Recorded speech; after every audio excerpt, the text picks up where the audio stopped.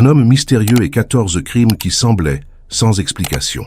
Dans la Pologne des années 60 et 70, les régions de la Silésie et de Zagłębie ont été le théâtre de crimes qui ont paralysé des communautés entières. Des femmes disparaissaient mystérieusement, laissant leurs familles et leurs voisins en état d'alerte permanent. Un nom allait devenir synonyme de terreur, Zdzisław Marszwicki, le vampire de Zagłębie. La police enquêtait, des suspects étaient arrêtés et des innocents payaient le prix de la peur collective. Dans ce documentaire, nous allons explorer les crimes, le procès et le sombre héritage de l'une des affaires les plus controversées de l'histoire polonaise. Mais avant de continuer, je vous invite à vous abonner à notre chaîne, à laisser un like sur la vidéo et à activer la cloche des notifications. Nous allons plonger au cœur de cette enquête. Soyez très attentifs maintenant. La Silésie et le Zagłębie, dans les années 60, étaient le cœur battant de la Pologne industrielle. L'horizon était dessiné par des cheminées fumantes, des voies ferrées chargées de charbon et des cités ouvrières construites à la hâte pour loger les milliers de travailleurs qui se rendaient chaque jour dans les mines et les usines. Le bruit des machines, mêlé au sifflement des trains, faisait partie du quotidien comme une horloge invisible qui dictait le rythme de la vie. C'était une époque de progrès apparent, de promesses de modernisation et de fierté de participer à la reconstruction du pays après la guerre. Pourtant, derrière cette façade de développement, la vie de tous les jours était loin d'être facile. Les hommes passaient des heures à des travaux pénibles, souvent dans des conditions précaires, tandis que les femmes jonglaient avec une double, voire une triple journée, s'occuper de la maison, élever les enfants et, bien souvent, travailler aussi à l'extérieur. Malgré tout, c'était elles qui maintenaient le tissu social soudé. Les voisines s'entraidaient, partageant aussi bien de petites denrées que des conseils pour affronter les difficultés. L'esprit de communauté était fort, mais il cachait une peur grandissante qui se propageait à la tombée de la nuit. Le soir, la région semblait se transformer. Les mêmes rues qui grouillaient de vie pendant la journée devenaient silencieuses et peu à peu dangereuses.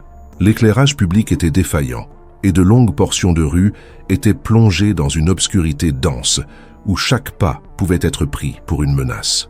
Le contraste était saisissant. Si d'un côté la modernité promettait le progrès, de l'autre émergeait une vulnérabilité qui touchait surtout les femmes qui devaient se déplacer seules. C'est dans cet environnement contradictoire, fait de progrès industriels et d'insécurité nocturne, qu'une série de crimes allait commencer à apparaître.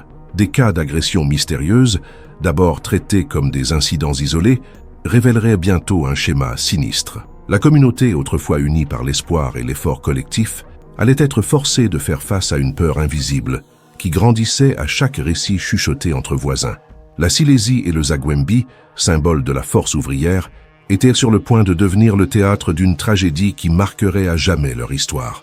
Le profil des premières victimes. Les premières victimes ont commencé à apparaître en silence, presque inaperçues au milieu de la routine intense de la région. C'étaient des femmes ordinaires, souvent invisibles aux yeux d'une société qui, dans la précipitation de l'industrialisation, prenait peu le temps d'écouter leurs histoires. Ce n'étaient pas des personnalités en vue ou des célébrités locales. C'étaient des filles, des épouses, des mères et des voisines, dont la vie tournait autour de la survie quotidienne. La plupart d'entre elles venaient de familles ouvrières, de jeunes couturières qui rentraient tard du travail, des étudiantes qui prenaient le tramway jusque tard dans la nuit, des employés de maison qui traversaient des quartiers entiers pour rentrer chez elles. Beaucoup portaient de simples sacs remplis de provisions achetées après leur journée de travail. Leurs trajets étaient presque toujours les mêmes, répétés chaque jour comme une chorégraphie prévisible. Et c'est justement cette prévisibilité qui les rendait vulnérables. Les rapports de police de l'époque décrivent un profil récurrent. Des femmes entre 15 et 25 ans, généralement seules au moment de l'attaque. La jeunesse semblait être un facteur de risque, mais pas le seul. L'agresseur cherchait des cibles dans des moments de fragilité, lorsqu'elles étaient distraites, rentrant tard, dans des rues peu éclairées. Certaines victimes ont été attaquées dans des parcs près de grands ensembles, d'autres dans des ruelles reliant une usine à une cité ouvrière. Le plus troublant est que dans les premiers cas, la communauté n'a pas immédiatement saisi la gravité de la situation. Chaque agression était vue comme un épisode isolé, une fatalité dans une région déjà marquée par les accidents du travail et les difficultés sociales. Ce n'est que peu à peu, à mesure que les crimes se répétaient et que les coïncidences s'accumulaient, qu'un tableau plus large et plus effrayant a commencé à se dessiner. Parmi les victimes, il y avait des histoires qui se distinguaient par leur impact émotionnel. L'une d'elles, une jeune fille de 17 ans, rêvait de devenir enseignante et était connue dans le quartier pour aider les enfants des voisins à faire leurs devoirs. Une autre, à peine âgée de plus de 20 ans, était jeune mariée et travaillait dans une boulangerie. Ce soir-là, elle rentrait chez elle avec le pain qui devait composer le dîner. Les familles de ces femmes n'ont pas seulement perdu des êtres chers, elles ont perdu des rêves, des projets d'avenir et ont été plongées dans une douleur qui a résonné dans toute la communauté. Le traumatisme ne se limitait pas au cercle familial. Chaque meurtre était un coup porté au sentiment de sécurité collective. Les femmes qui se déplaçaient auparavant sans crainte se sont mises à éviter certains chemins, à marcher en groupe, à demander à leurs maris, frères ou pères de les accompagner. L'espace public, déjà assombri, est devenu hostile et menaçant. La presse locale, d'abord prudente, a commencé à rapporter les cas de manière plus fréquente. De courtes brèves dans les journaux dénonçaient des agressions violentes contre de jeunes femmes, sans encore établir de lien direct entre elles. La police, sous pression, intensifiait les enquêtes, mais le manque de moyens et l'absence de méthodes claires rendaient difficile la compréhension de ce qui se passait réellement. Au fil des mois, la liste des victimes s'est allongée. Le schéma devenait de plus en plus évident. Un prédateur était en liberté, choisissant ses proies avec sang-froid et laissant derrière lui des familles dévastées. Chaque visage affiché sur les avis de décès rappelait que la menace n'était pas une abstraction lointaine, mais une réalité qui rôdait à chaque coin de rue. La peur collective s'est répandue comme un brouillard, traversant les portes fermées et les fenêtres verrouillées. Ce qui n'était auparavant qu'une méfiance nocturne s'est transformé en terreur. La communauté, autrefois marquée par la solidarité, a commencé à vivre sous la suspicion constante que le moindre faux pas pouvait mener à une nouvelle tragédie. Et, sans qu'ils s'en rendent compte, les premières victimes avaient déjà laissé non seulement des cicatrices individuelles, mais aussi un sombre avertissement. Un mal invisible s'était installé au cœur de la région. Le début de la traque policière. À mesure que les crimes s'accumulaient et que la population sombrait dans un état de peur croissant, la police de la région de Katowice a compris qu'elle ne faisait pas face à des incidents isolés. Quelque chose de plus grand se produisait, une série d'agressions liées par des schémas cohérents. Cette prise de conscience a été le point de départ de l'une des plus grandes opérations de police de l'histoire de la Pologne socialiste. Au début, cependant, les enquêtes étaient marquées par les incertitudes et les défaillances structurelles. La décennie 1960 n'offrait pas les ressources technologiques disponibles aujourd'hui. Il n'y avait pas d'analyse ADN, de base de données numériques ou de caméras de surveillance à chaque coin de rue. Le travail de la police dépendait avant tout des dépositions des témoins, d'expertises limitées et de rapports manuscrits. Cela rendait la tâche d'identifier un éventuel auteur extrêmement difficile. Les autorités, pressées par l'opinion publique et les médias qui commençaient à couvrir la vague de crimes avec plus d'insistance, ont mis en place une force d'intervention spéciale. Des centaines de policiers ont été mobilisés. Les rondes de nuit se sont multipliées et des quartiers entiers ont été surveillés plus rigoureusement. Des policiers en civil ont été chargés de patrouiller dans les zones considérées à risque, principalement sur les trajets les plus empruntés par les femmes qui sortèrent du travail à la tombée de la nuit. Pourtant, l'agresseur semblait toujours avoir une longueur d'avance. Il agissait rapidement, silencieusement, et profitait de l'obscurité et de la vulnérabilité de ses victimes. À de nombreuses occasions, il ne laissait aucun témoin. Le résultat était une traînée de panique et une enquête qui avançait lentement, toujours en décalage avec les événements. Avec la répétition des crimes, des rumeurs ont commencé à circuler. Certains disaient que le responsable était un travailleur de nuit, habitué à parcourir les rues de la région. D'autres pensaient qu'il pouvait s'agir d'un étranger, quelqu'un de passage dans les villes de Silésie et de Zagłębie, qui disparaissait après chaque agression. L'incertitude ne faisait qu'alimenter la peur. La police a également commencé à élaborer des profils psychologiques rudimentaires, tentant de comprendre le type d'individu qui pourrait commettre de tels crimes. Bien que cette technique soit encore embryonnaire dans la Pologne de l'époque, certains enquêteurs pensaient avoir affaire à un homme d'apparence ordinaire, quelqu'un qui se fondait dans la foule des ouvriers des usines et des mines. L'idée que le criminel puisse être n'importe quel voisin rendait le tout encore plus terrifiant. Pour accroître la pression, le gouvernement a décidé d'impliquer la population. Des milliers d'affiches ont été placardées pour demander des informations et encourager les dénonciations anonymes. Des réunions publiques ont été organisées, au cours desquelles les policiers tentaient de rassurer les habitants tout en recueillant des indices. Cependant, de nombreuses femmes avaient déjà radicalement changé leurs habitudes. Elles évitaient de sortir seules, renonçaient au service de nuit et démissionnaient même d'emplois trop éloignés de leur domicile. Malgré tous ces efforts, les enquêtes se heurtaient à des contradictions. Les témoins rapportaient des détails vagues et souvent divergents. La ressemblance physique de milliers de travailleurs, des hommes minces, aux cheveux courts, vêtus de sombre, rendait difficile l'identification de suspects. Chaque piste semblait mener à une impasse. Pendant ce temps, la liste des victimes ne cessait de s'allonger.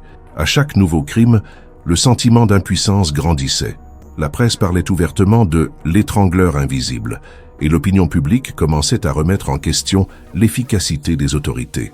En pratique, on assistait à une traque frénétique mais désordonnée, qui ne semblait mener nulle part. C'est dans ce climat de frustration qu'est né l'un des plus grands dilemmes de l'enquête. Comment capturer un agresseur qui ne laissait pas de traces claires et qui connaissait bien les recoins de la ville et le comportement de la population? La réponse ne viendrait pas immédiatement.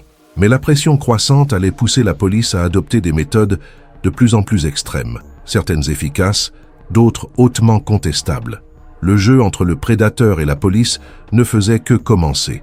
Et, chaque nuit, tandis que les enquêteurs se réunissaient dans des salles remplies de cartes et de rapports, la peur continuait de rôder librement dans les rues de Silésie. La panique collective est la naissance de la légende de l'étrangleur de Zagwembi. Lorsque les crimes ont cessé d'être des cas isolés pour être perçus comme faisant partie d'une série, la région de la Silésie et de Zagwembi a plongé dans une atmosphère de paranoïa. Les rues, autrefois animées par les ouvriers rentrant des usines, les étudiants courant pour attraper le tramway et les mères de famille portant leurs courses, se sont transformées en décors de silence et de méfiance. Les femmes ne marchaient plus seules. Les hommes se regardaient avec suspicion et même les foyers, considérés comme des refuges, étaient imprégnés de peur. La presse a joué un rôle décisif dans cette transformation. D'abord réservée, elle a commencé à afficher en gros titres la progression de la vague de crimes. Les descriptions, bien que prudentes, nourrissaient le sentiment qu'un prédateur insaisissable était en liberté. C'est à ce moment-là qu'est née l'expression qui marquerait à jamais la mémoire de la région. L'étrangleur de Zagwembi. Ce surnom, répété à la radio, dans les journaux et dans les conversations de rue, a transformé le criminel en une figure presque mythique, un fantôme qui semblait omniprésent. Les histoires ont commencé à se multiplier à un rythme effréné. Des récits de femmes suivis la nuit, d'ombres suspectes dans les ruelles, de cris étouffés qui résonnaient sans jamais être expliqués. Beaucoup de ces récits ne pouvaient être confirmés, mais peu importait, ils renforçaient la légende. La peur collective alimentait l'imagination populaire et l'étrangleur fut bientôt décrit comme quelqu'un capable d'être partout à la fois. En conséquence, la vie sociale de la région a subi un changement radical. Les bars et les cinémas ont perdu leurs clients. Les rues commerçantes se vidaient à la tombée de la nuit. Les transports en commun, autrefois pleins de jeunes rentrant du travail de nuit, circulaient avec des sièges vides. On avait le sentiment que le danger pouvait survenir à tout moment, et personne ne voulait être la prochaine victime. La panique a également engendré des comportements extrêmes.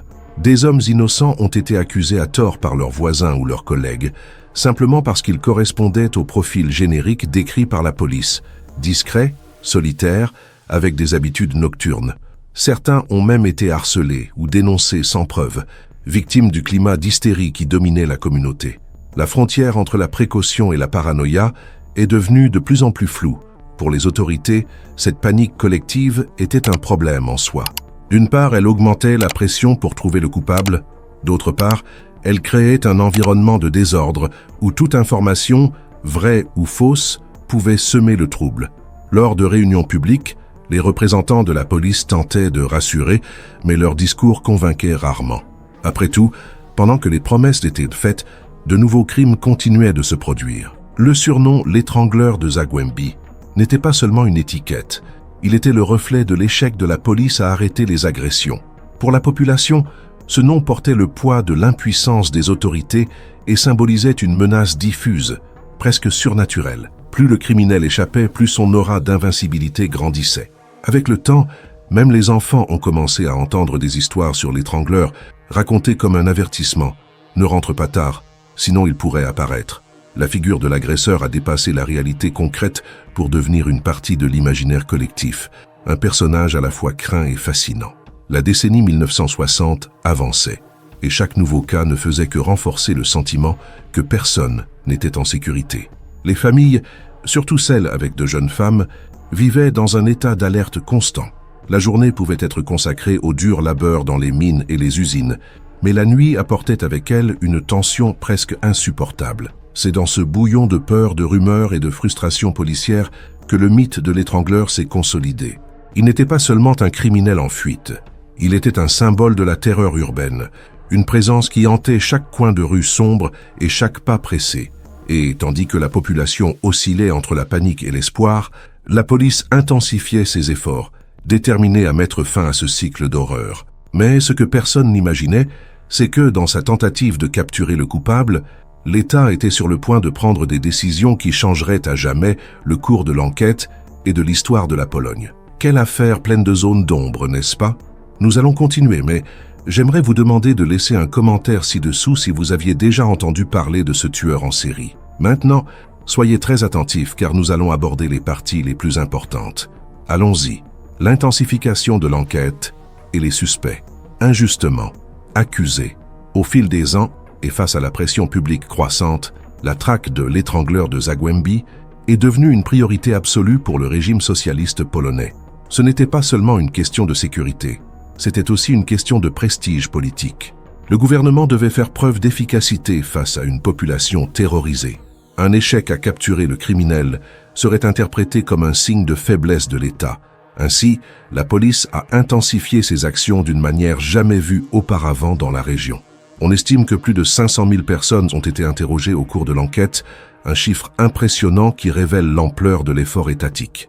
Des milliers d'hommes ont été soumis à des questionnaires détaillés, à une surveillance et, dans de nombreux cas, à des détentions temporaires. L'appareil de sécurité semblait ne reculer devant rien pour trouver le coupable.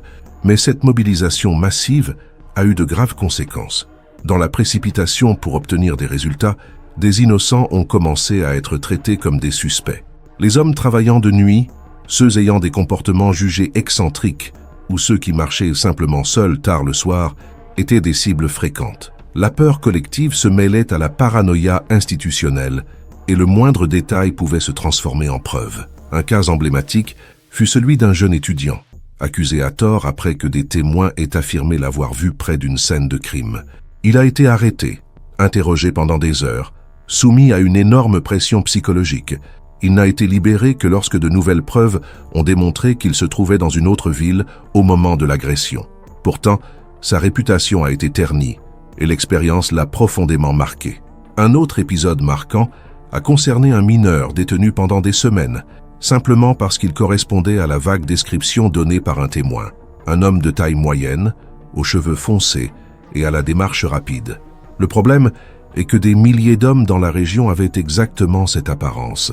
Son arrestation n'a abouti à aucune preuve concrète, mais elle a servi à alimenter le discours selon lequel la police se rapprochait du coupable. À chaque arrestation erronée, la frustration de la communauté grandissait. Des familles entières étaient ébranlées par la honte et la stigmatisation, les voisins se méfiaient les uns des autres, et la population commençait à se demander si les autorités cherchaient vraiment la vérité ou si elles essayaient simplement de fournir des réponses rapides. Le régime, cependant, maintenait la version officielle selon laquelle des progrès réels étaient faits. Lors de conférences de presse, on soulignait le nombre d'interrogatoires, les opérations de surveillance et la quantité de suspects arrêtés. Mais dans la pratique, les crimes continuaient et l'identité du véritable coupable restait un mystère. Pour tenter de reprendre le contrôle, la police a commencé à utiliser des méthodes d'enquête plus agressives. L'espionnage, la surveillance constante et même les filatures sont devenues monnaie courante. Des policières étaient utilisées comme appâts, marchant seuls la nuit dans des zones à risque, dans l'espoir d'attirer l'agresseur. Rien, cependant, ne semblait fonctionner. Le criminel restait invisible, toujours un pas en avance. Pendant ce temps, le mythe de l'étrangleur ne faisait que grandir. Pour la population, si même des milliers de policiers, armés de toute la force de l'État, ne parvenaient pas à le capturer, peut-être était-il vraiment intouchable. Chaque nuit, les rumeurs se multipliaient. On disait que le criminel pouvait être protégé par une personne influente, ou même qu'il travaillait au sein de la police, ce qui expliquerait son habileté à s'échapper. Cette période a été marquée par une cruelle contradiction. La plus grande mobilisation policière de l'histoire de la région coexistait avec le plus grand sentiment d'impuissance jamais ressenti par la population. Les innocents persécutés sont devenus des victimes collatérales, rappelant à tous que la frontière entre justice et injustice pouvait être facilement brouillée au milieu du désespoir collectif. Et, au milieu de ce chaos, un nouveau chapitre allait commencer à se dessiner. L'arrivée de noms de suspects qui, cette fois, seraient menés jusqu'au bout du processus judiciaire, même si cela signifiait condamner quelqu'un sans preuve concluante. La figure de Zdzisław Marszwicki et son lien avec les crimes. Au début des années 70, alors que l'enquête piétinait et que la panique persistait, un nom a commencé à apparaître dans les dossiers de la police. Zdzisław Marszwicki. Homme d'apparence ordinaire, né le 18 octobre 1927 à Dąbrowa Górnicza, Marszwicki menait une vie discrète dans une cité ouvrière, entouré de voisins qui le considéraient comme un travailleur parmi tant d'autres. Marié et père de famille, il avait l'apparence de quelqu'un d'intégré dans la routine de la communauté, ce qui, paradoxalement, le rendait moins suspect aux yeux de beaucoup. Marszwicki avait exercé différentes professions, mais la police s'est concentrée sur des détails de sa vie personnelle qui semblaient correspondre à des schémas de comportement observés dans d'autres cas de tueurs en série. Selon les récits de l'époque, il avait une vie de famille tumultueuse, marquée par des conflits domestiques et des épisodes de violence verbale et physique envers sa femme. Cette facette privée, jusqu'alors inconnue du voisinage, a commencé à être analysée comme un indice possible d'une personnalité capable de commettre les agressions qui terrorisaient la région. Le point décisif qui a placé Marszwicki au centre de l'enquête fut la dénonciation faite par sa propre femme en janvier 1972. Dans une lettre officielle, elle a rapporté des violences conjugales et suggéré qu'il pourrait être impliqué dans les crimes qui ravageaient la Silésie. Bien qu'aucune preuve directe n'ait été présentée, cette dénonciation est devenue un élément crucial qui a conduit les autorités à l'arrêter et à le soumettre à de longs interrogatoires. À partir de ce moment, la figure de Marszwicki est devenue largement connue de la police et de la presse. Les rapports le décrivent comme un homme méticuleux et réservé, capable de se fondre facilement dans la population, mais dont la vie domestique était marquée par des tensions. L'enquête a également examiné ses habitudes, ses horaires de travail, ses trajets, ses contacts avec les voisins et la famille, en essayant de trouver des liens avec les lieux et les heures des agressions. Parallèlement, la police a analysé la coïncidence entre sa présence dans la région et les heures où les crimes se produisaient. Malgré l'absence de preuves matérielles directes, comme des armes ou des effets personnels des victimes, le mode de vie de Marszwicki semblait compatible avec les moments et les lieux où les attaques avaient eu lieu. Ce type d'analyse, courant à l'époque, a été déterminant pour qu'il soit considéré comme le principal suspect. Cependant, le lien de Marszwicki avec les crimes ne se limitait pas à sa vie personnelle ou à la suspicion de schémas compatibles. Au cours de l'enquête, des témoignages indirects ont émergé, y compris des récits de voisins affirmant avoir observé des comportements étranges, des promenades nocturnes ou des changements soudains dans ses habitudes. Chaque détail, bien que fragmentaire, a contribué à construire l'image d'un homme dangereux, capable de commettre des actes qui choquaient toute la communauté. Le profil qui se dégageait était celui d'une personne d'apparence ordinaire, mais avec des signes d'instabilité émotionnelle. La police pensait que son comportement discret, associé à sa présence constante dans la région, pourrait expliquer comment les crimes se poursuivaient sans que personne ne s'en aperçoive. Marszwicki devenait ainsi l'épicentre d'une enquête qui avait déjà détruit des réputations et alimenté des légendes, consolidant sa figure dans l'histoire comme le principal suspect de celui que l'on appelait le vampire de Zagłębie. Avec son arrestation, une phase décisive de l'enquête a commencé, le passage de la peur collective à la confrontation judiciaire. Mais même avec Marszwicki en détention, des doutes subsistaient, et l'ombre de l'incertitude qui planait sur la Silésie continuait de hanter la population. La tension entre les preuves circonstancielles, les dénonciations personnelles et la nécessité de rendre justice allait créer dans les années suivantes l'un des procès les plus controversés de l'histoire criminelle polonaise. Le procès et les condamnations. Avec l'arrestation de Zdzisław Marszwicki en 1972, l'enquête est entrée dans une nouvelle phase, le passage de la peur collective au tribunal. Le procès qui allait suivre ne serait pas seulement une affaire de justice criminelle, mais aussi un spectacle national, suivi dans les moindres détails par les autorités et les médias. La Pologne de l'époque, encore sous le régime socialiste, vivait un moment où la pression publique pouvait orienter les décisions judiciaires. Capturer le coupable était autant une question de sécurité que de prestige politique. Le procès a officiellement commencé en 1974 et est rapidement devenu l'un des plus importants et des plus longs de l'histoire polonaise de l'après-guerre. Marszwiecki, ainsi que son frère Jan, ont été traduits en justice. Tous deux ont été accusés de multiples meurtres de jeunes femmes, d'agressions et d'agressions sexuelles. En plus d'eux, d'autres suspects secondaires ont été inclus dans le procès, bien que la responsabilité de chacun soit restée controversée. Le tribunal a été marqué par des dépositions longues et complexes.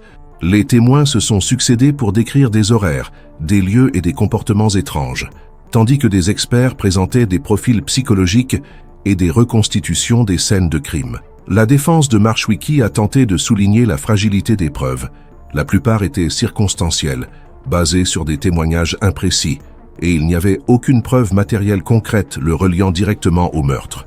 Néanmoins, le poids de la pression sociale et de la peur généralisée jouait contre lui.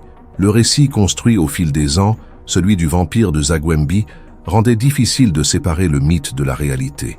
Le public suivait chaque audience et la couverture médiatique amplifiait l'impact émotionnel du procès. Les affiches et les gros titres renforçaient l'image de Marszwiecki comme une figure dangereuse, presque surnaturelle, capable d'attaquer avec sang-froid et précision. Le verdict est tombé en 1975. Zdzisław Marszwiecki et son frère Jean ont été condamnés à la peine de mort, tandis que d'autres impliqués ont reçu des peines de prison. La condamnation visait non seulement à punir les coupables, mais aussi à restaurer le sentiment de sécurité dans une communauté traumatisée. Pour la population, ce fut un soulagement. Enfin, l'homme que beaucoup croyaient responsable des attaques allait subir la peine maximale. Cependant, le procès n'a pas mis fin aux controverses. Au fil des ans, des journalistes, des écrivains et des membres des familles ont remis en question la solidité des preuves et la cohérence des témoignages. Certains ont souligné que la dénonciation de l'épouse de Marszwiecki, bien que centrale, était basée sur des conflits domestiques et aurait pu influencer l'enquête de manière excessive.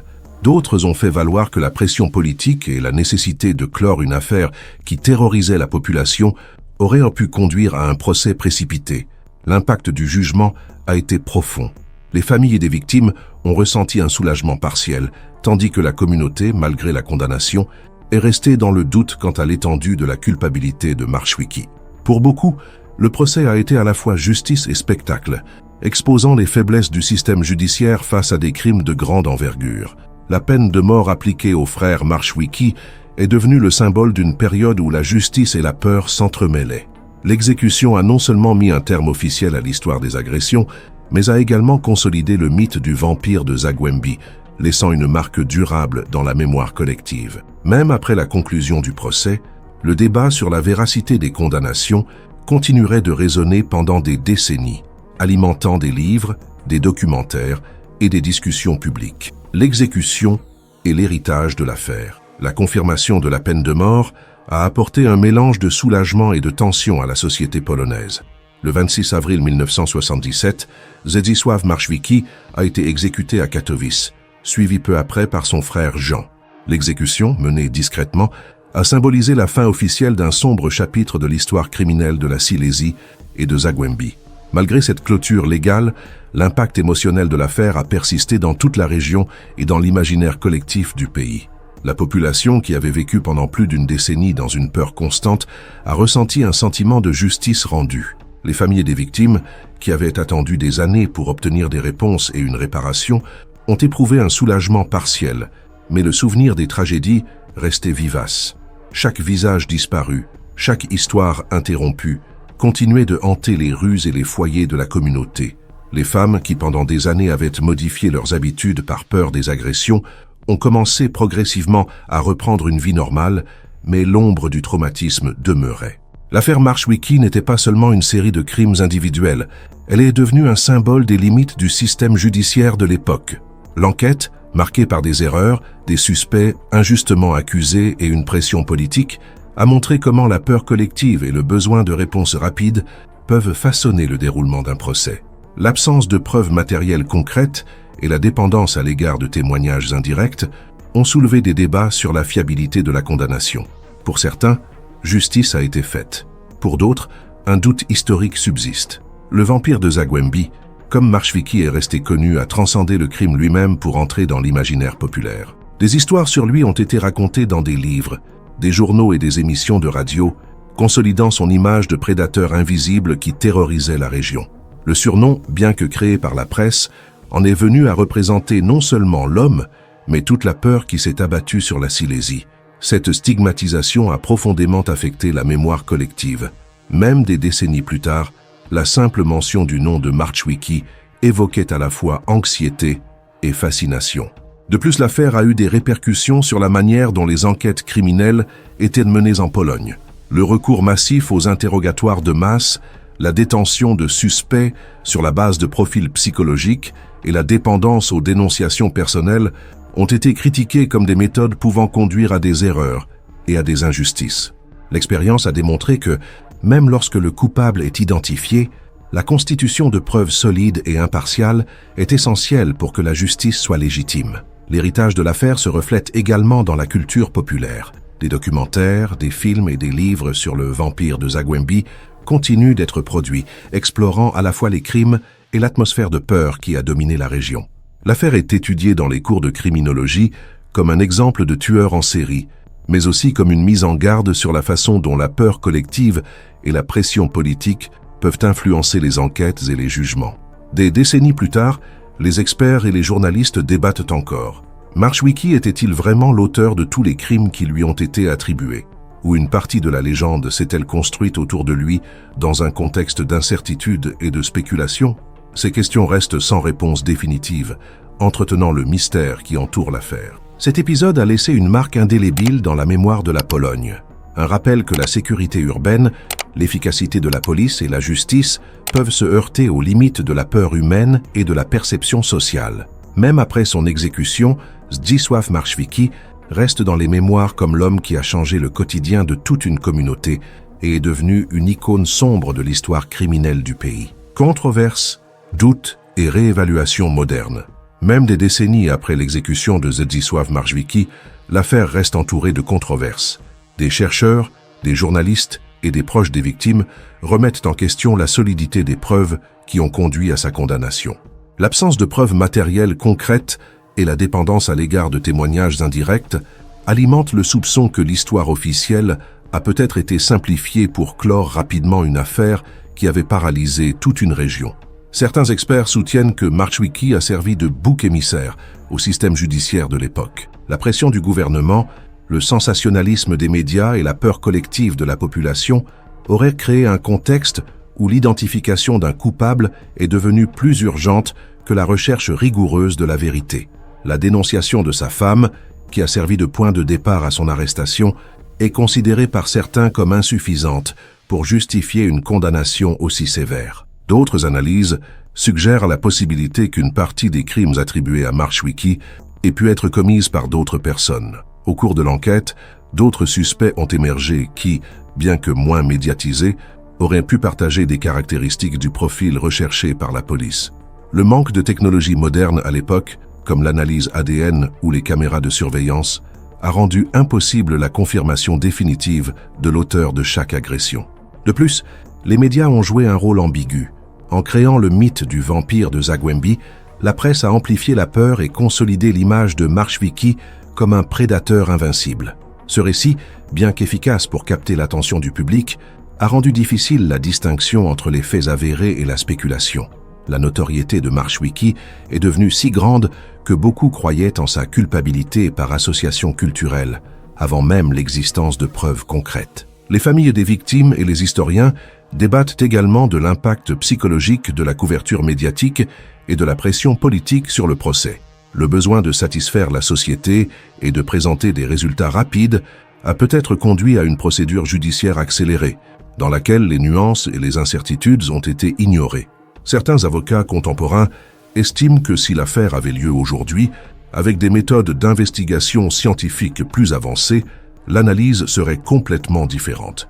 Ces dernières années, de nouveaux travaux universitaires et documentaires ont revisité l'affaire. Des recherches récentes soulèvent des questions sur la fiabilité des interrogatoires et la possibilité que des aveux obtenus sous pression aient influencé le verdict. Des témoignages contradictoires et des lacunes dans les archives officielles ajoutent à la complexité de l'histoire. La figure de Marczewicki est désormais analysée sous de multiples perspectives, en tant que suspect condamné, possible victime d'une erreur judiciaire et surtout comme le symbole d'une époque où la peur, la politique et la justice s'entremêlaient dangereusement. Cette réévaluation moderne ne diminue pas la gravité des crimes ni la douleur des familles, mais elle met en évidence les limites du système judiciaire et de l'enquête criminelle de l'époque. L'affaire continue de servir de cas d'étude en criminologie, non seulement pour le schéma des crimes en série, mais aussi pour les défis éthiques, juridiques et sociaux qu'elle a soulevés. L'héritage de Marchwiecki reste ambigu. Un homme condamné à mort, responsable d'actes d'une extrême violence, mais dont la culpabilité totale est remise en question par des historiens et des chercheurs. La discussion sur sa véritable responsabilité maintient vivant le débat sur la justice, la peur collective et la complexité des affaires de crimes en série, montrant que certaines histoires, même officiellement closes, restent ouvertes dans la mémoire de la société. Le traumatisme collectif. L'affaire Zdzisław Marchwiecki a laissé une marque profonde dans l'histoire criminelle de la Pologne, et son impact va bien au-delà des victimes et des condamnations. La série de crimes attribués au vampire de Zagłębie est devenue un symbole de peur, de traumatisme collectif et aussi de défaillance institutionnelle. Des décennies après son exécution, cet épisode continue d'être étudié, débattu et remémoré, invitant à une réflexion sur les frontières entre la justice, le soupçon et la dynamique complexe entre la société et le système pénal. L'un des aspects les plus durables de l'affaire est la manière dont elle a influencé la perception de la sécurité urbaine dans la région.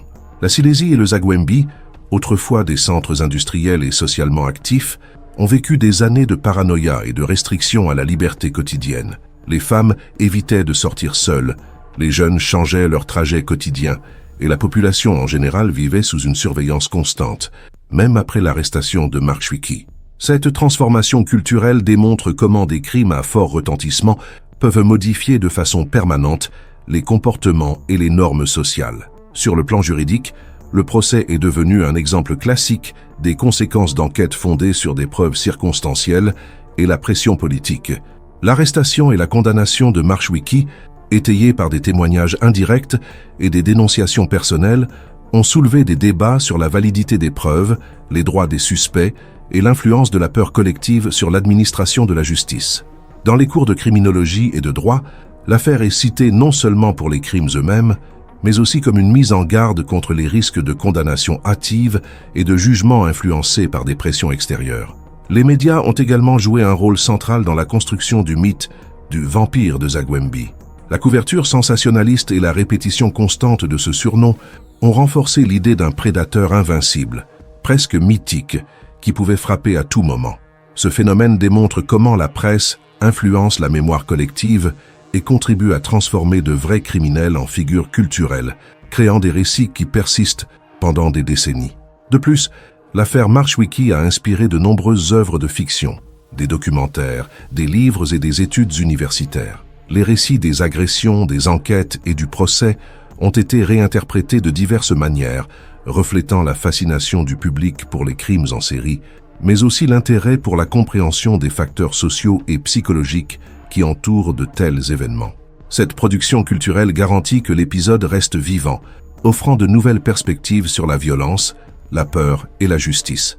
L'héritage social est ambigu. D'une part, l'arrestation et l'exécution de Marchwiecki ont apporté un soulagement partiel à la communauté et ont symbolisé la justice pour de nombreuses familles. D'autre part, des doutes persistent quant à l'étendue de sa responsabilité, la crédibilité des preuves et la possibilité d'erreurs judiciaires. Cet équilibre entre certitude et incertitude fait de cette affaire une étude complexe sur la moralité, la loi et la mémoire historique. En réfléchissant à l'ensemble de cet épisode, on peut percevoir que l'histoire de Marchwiecki ne se limite pas au récit d'un criminel. Elle révèle une société sous tension, un système judiciaire sous pression et l'impact durable de la peur collective. C'est un rappel que les crimes à grand retentissement ne détruisent pas seulement des vies individuelles, mais transforment également des communautés entières et façonnent les perceptions culturelles pendant des décennies. Ainsi, en revisitant les événements qui ont marqué la Silésie et le Zagłębie, nous comprenons que l'affaire du vampire de Zagłębie continue de nous enseigner des leçons essentielles sur la justice, l'enquête criminelle, la responsabilité sociale et le pouvoir de la peur. C'est un chapitre sombre de l'histoire polonaise qui, même formellement clos avec l'exécution de Marchwiecki, reste vivace dans la mémoire collective, défiant les historiens et le public de séparer le mythe de la réalité et de réfléchir sur les limites de la justice et de la société face au mal. Et vous souvenez-vous d'un crime, ancien ou récent, qui a choqué votre ville ou votre pays? Laissez-nous un commentaire, nous voulons savoir de quelle affaire il s'agit. Nous chercherons des informations à son sujet. N'oubliez pas d'aimer cette vidéo et de vous abonner à la chaîne pour ne pas manquer nos prochaines affaires réelles. Activez la cloche pour recevoir toutes les notifications et continuez à suivre des enquêtes qui défient la réalité.